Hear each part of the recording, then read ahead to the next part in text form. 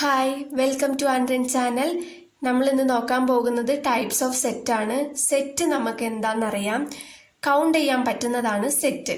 ഇപ്പോൾ types of സെറ്റിൽ first one നോക്കാം. Empty set or null set. ഒരു സെറ്റിനുള്ളിൽ ഒരു എലമെന്റ് പോലും ഇല്ലാത്തതാണ് എം ടി സെറ്റ്. അതിനെ ഡിനോട്ട് ചെയ്യുന്നത് പൈ അല്ലെങ്കിൽ ഇങ്ങനെ കേളി ബ്രാക്കറ്റിനുള്ളിൽ ഒന്നും ഇടാതെ, ഒരു എലമെന്റ് പോലും എഴുതാതെ കേളി ബ്രാക്കറ്റ് മാത്രം ഇട്ടിരിക്കുന്നതാണ് ഒരു നൾ സെറ്റ് എന്ന് പറയുന്നത്. ഫോർ എക്സാമ്പിൾ, എ എന്ന് പറയുന്ന ഒരു സെറ്റ് ഉണ്ട്, ബി എന്ന് പറയുന്ന ഒരു സെറ്റ് ഉണ്ട്. ഇപ്പൊ എ ഇന്റർസെക്ഷൻ ബി എന്ന് കണ്ടുപിടിക്കുകയാണെങ്കിൽ ഇതിൽ രണ്ടിലും പൊതുവായിട്ടുള്ളതാണ് എ ഇന്റർസെക്ഷൻ ബി. രണ്ടിലും പൊതുവായിട്ട് എന്തെങ്കിലും ഉണ്ടോ? 1 ഇവിടെയുണ്ട്, പക്ഷെ ഇവിടെയുണ്ടോ? ഇല്ല. 2 ഇവിടെയുണ്ട്, ഇവിടെയുണ്ടോ? ഇല്ല. 3 ഇവിടെയുണ്ട്, ഇവിടെ ഇല്ല. 4 ഇവിടെയുണ്ട്, ഇവിടെ ഇല്ല. രണ്ടിലും പൊതുവായിട്ട് എന്തെങ്കിലും ഉണ്ടോ? ഏതെങ്കിലും ഒരു നമ്പർ ഉണ്ടോ? ഇല്ല. ഇങ്ങനത്തെ സിറ്റുവേഷനിലാണ് നമ്മൾ എം ടി സെറ്റ് എന്ന് എഴുതുക.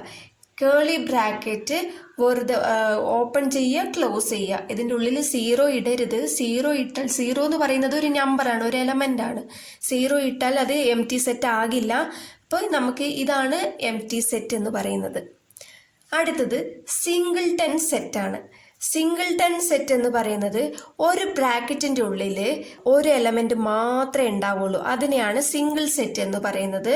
ഫോർ എക്സാമ്പിൾ, എ എന്ന് പറയുന്ന സെറ്റ്, ബി എന്ന് പറയുന്ന സെറ്റും ഉണ്ട്. ഇതിൽ എ ഇന്റർസെക്ഷൻ ബി കണ്ടുപിടിക്കുമ്പോൾ രണ്ടിൽ പൊതുവായിട്ടുള്ളത് ഏതാ ഉള്ളത്? 1 ഉണ്ടോ? ഇല്ല. 2 ഉണ്ടോ? ഇല്ല. 3 ഉണ്ടോ? ഇല്ല. 4 ഉണ്ട് അല്ലേ? 4 ഇവിടെയും ഉണ്ട്, ഇവിടെയും ഉണ്ട്. അപ്പൊ ഇതില് ഒരു എലമെന്റ് മാത്രമേ ഉണ്ട്. എ ഇന്റർസെക്ഷൻ ബി 4 എന്ന് കിട്ടി. അപ്പൊ ഈ സെറ്റിന്റെ ഉള്ളിൽ ഒറ്റ എലമെന്റ് ഉള്ളതാണ് സിംഗിൾ സെറ്റ്. ഓക്കെ. അടുത്തത് തേർഡ് ഫൈനൈറ്റ് സെറ്റ് ആണ്.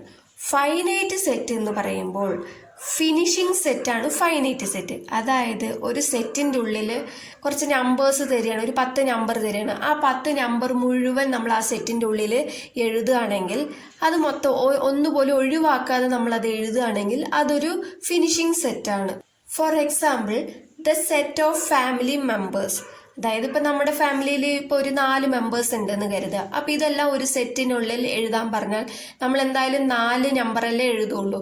ഒന്ന് കൂട്ടിയോ അതോ ഒന്ന് കുറച്ചോ എഴുതൂലല്ലോ. അപ്പം അത് ഫിനിഷിംഗ് സെറ്റാണ്. ഫിനിഷിംഗ് സെറ്റിനെയാണ് ഫൈനൈറ്റ് സെറ്റ് എന്ന് പറയുക. അതുപോലെ തന്നെ സെറ്റ് ഓഫ് ഇൻഡോർ അല്ലെങ്കിൽ ഔട്ട്ഡോർ ഗെയിംസ് യു പ്ലേ. ഇൻഡോറിൽ കളിക്കുന്നതും ഔട്ട്ഡോറിൽ കളിക്കുന്നതും നമുക്ക് എണ്ണി പറയാൻ പറ്റുന്നതേ ഉള്ളൂ, എല്ലാം എടുത്ത് എഴുതാം. അപ്പോൾ അതൊരു ഫിനിഷിംഗ് സെറ്റാണ്. ഇതിനെയാണ് നമ്മൾ ഫൈനൈറ്റ് സെറ്റ് എന്ന് പറയുന്നത്. അടുത്തത് ഇൻഫൈനൈറ്റ് സെറ്റ്. ഇൻഫൈനൈറ്റ് സെറ്റ് എന്ന് പറയുന്നത് ഫിനിഷിംഗ് അല്ലാത്ത സെറ്റിനെയാണ് ഇൻഫൈനൈറ്റ് സെറ്റ് എന്ന് പറയുക. ഇപ്പോൾ 1000 നമ്പേഴ്സ് അല്ലെങ്കിൽ 1,00,000 നമ്പേഴ്സ് ഉണ്ട്. പക്ഷെ നമ്മൾ ഒരു സെറ്റിൻ്റെ ഉള്ളിൽ 1,00,000 ഒക്കെ എടുത്ത് എഴുതാൻ പറ്റുമോ? ഇല്ല. നമ്മൾ 1 2 3 എന്നിട്ടിട്ട് അങ്ങ് എക്സെട്ര എന്നിട്ട് എഴുതും അല്ലേ? അതാണ് ഇൻഫൈനൈറ്റ് സെറ്റ്. നമുക്ക് ഫോർ എക്സാമ്പിൾ ഒന്നും കൂടെ നോക്കാം. ഇപ്പം ഇവിടെ 5 10 15 20 എന്നുണ്ട്. അങ്ങനെ 25 30 35 നമുക്ക് എഴുതാവുന്നത് കുറച്ചേ എഴുതാൻ പറ്റുള്ളൂ. മുഴുവനായിട്ട് നമുക്ക് എഴുതാൻ പറ്റില്ല. അപ്പം അത് ഫിനിഷിംഗ് ആയിട്ടുള്ളതല്ല അല്ലേ? അപ്പം അതിനെയാണ് ഇൻഫൈനൈറ്റ് സെറ്റ് എന്ന് പറയുന്നത്. അതുപോലെ second, the set of all points on A line. അതായത് ഒരു ലൈൻ വരച്ചാൽ അതിൽ ഒരുപാട് പോയിന്റ്സ് ഉണ്ടാകും അല്ലേ? അതെല്ലാം എണ്ണി പറയാൻ പറ്റുമോ? അല്ലെങ്കിൽ കുറേ എണ്ണി എഴുതാൻ പറ്റില്ലല്ലോ. അപ്പം അത് ഫിനിഷിംഗ് സെറ്റ് അല്ല. ഇതിൽ തന്നെ നമ്മൾ അറിഞ്ഞിരിക്കേണ്ട ഒന്നാണ് കാർഡിനൽ നമ്പർ ഓഫ് സെറ്റ്.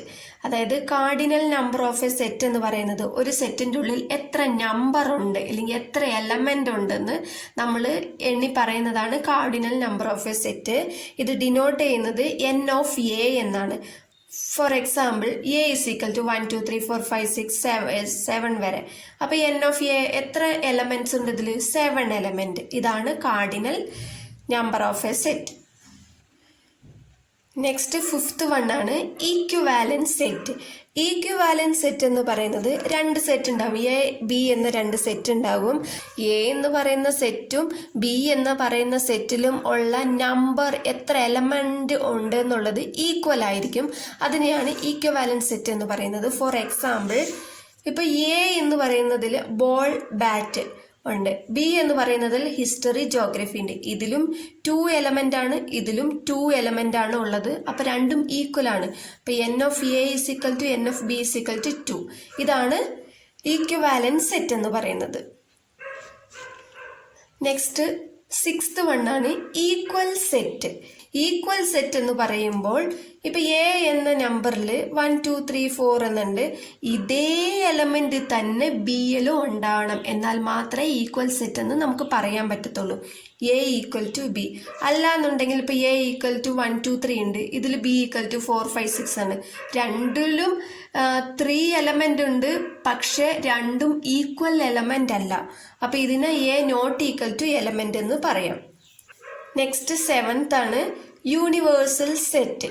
ഒരു യൂണിവേഴ്സൽ സെറ്റ് എന്ന് പറയുന്നത് എ എന്നൊരു സെറ്റ് ഉണ്ട്, ബി എന്നൊരു സെറ്റ് ഉണ്ട്. ഈ രണ്ട് സെറ്റും യൂണിവേഴ്സൽ സെറ്റിന്റെ ഉള്ളിലാണ് ഉള്ളത്. അപ്പോൾ ഇതിന് രണ്ടും അടങ്ങിയതാണ് നമുക്ക് ഒരു യൂണിവേഴ്സൽ സെറ്റ്. ഇപ്പൊ എ ബി സി എന്ന് പറയുന്നുണ്ടെങ്കിൽ ഈ 3 സെറ്റും അടങ്ങിയതാണ് universal set. It contains all the elements of all the sets under consideration. It is denoted by U. Universal set denote ചെയ്യുന്നത് യു എന്നാണ്. ഓക്കെ, ഫോർ എക്സാമ്പിൾ ഇപ്പോൾ ഇതാണ് യു എന്ന് പറയുന്ന സെറ്റ്, അതിനുള്ളിൽ എ എന്ന സെറ്റും ഉണ്ട്, ബി എന്ന സെറ്റും ഉണ്ട് അല്ലേ. എയും ബിയും ഈ യൂണിവേഴ്സൽ സെറ്റിന്റെ ഉള്ളിലാണ് ഉള്ളത്. അപ്പം ഇതിനെയാണ് നമ്മൾ ഒരു യൂണിവേഴ്സൽ സെറ്റ് എന്ന് പറയുന്നത്. അതുപോലെ ഇവിടെയും 3 സെറ്റ് ഉണ്ട്, ഈ 3 സെറ്റും യൂണിവേഴ്സൽ സെറ്റാണ്, സെറ്റിന്റെ ഉള്ളിൽ തന്നെയാണ് ഉള്ളത്. ഇതിനെയാണ് നമ്മൾ യൂണിവേഴ്സൽ സെറ്റ് എന്ന് പറയുന്നത്. സബ്സെറ്റ് എന്ന് പറഞ്ഞാൽ ഇപ്പോൾ ബി എന്ന സെറ്റ് ഉണ്ട്, ആ ബി എന്ന സെറ്റിൻ്റെ ഉള്ളിൽ കുറച്ച് എലമെന്റ്സ് ഉണ്ട്, അതിൽ നിന്നും ഒരു എലമെന്റ് നമ്മൾ എ എന്ന സെറ്റിൻ്റെ ഉള്ളിൽ എടുത്തെഴുതാണ്. അപ്പോൾ എ എന്ന് പറയുന്ന സെറ്റ് ബി എന്ന് പറയുന്ന സെറ്റിൻ്റെ സബ്സെറ്റ് ആണെന്ന് നമുക്ക് പറയാം. അപ്പോൾ ഇത് നമ്മൾ എങ്ങനെ ഡിനോട്ട് ചെയ്യും? A contained or equal to B, അതായത് എ സബ്സെറ്റ് ഓഫ് ബി എന്ന് എഴുതാം. A is subset of B. For example ഇത് എ എന്ന സെറ്റാണ്, ഇത് ബി എന്ന സെറ്റാണ്. ഇപ്പൊ ബി എന്ന സെറ്റിൽ 1 2 3 ഉണ്ട്. ഇപ്പൊ ഇതിലെ 1 എന്ന് പറയുന്നത് നമ്മൾ എയിലേക്ക് എടുത്തെഴുതി. അപ്പോൾ ഈ ബിയുടെ സബ്സെറ്റ് ആണ് A. A is subset of B. അടുത്ത ഇതുപോലെ തന്നെ 2 4 ഉണ്ട്, ഇത് എ ആണ്, ഇത് ബി ആണ്. പക്ഷെ ഇവിടെ 1 2 3 ആണുള്ളത്, നമ്മളിവിടെ 2 4 എന്ന് എയിൽ എടുത്ത് എഴുതിയിട്ടുണ്ട്. 2 നമുക്ക് ഇവിടെ ഉണ്ട്, പക്ഷെ 4 ഇല്ല. അപ്പൊ ഇത് ഒരു സബ്സെറ്റ് അല്ല. Next one proper subset.